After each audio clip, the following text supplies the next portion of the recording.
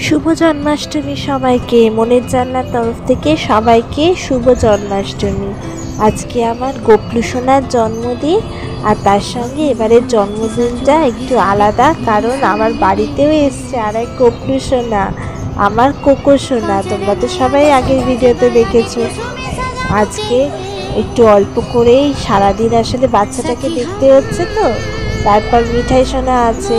যদিও মিঠাই সোনা এখন দিদির অনেক কাজটাই পালন করছে, কোকো সোনার খেয়াল রাখছে, কোলে ধরতেও শিখে গেছে, সেসব ভিডিও পরে দেব। তো আজকে অল্প করে জন্মাষ্টমীর ভোগ রান্না করেছে মা, তালের বড়া, তারপরে নাড়ু, তারপরে মালপোয়া আর লুচি, ছোলার ডাল, 5 রকম ভাজা।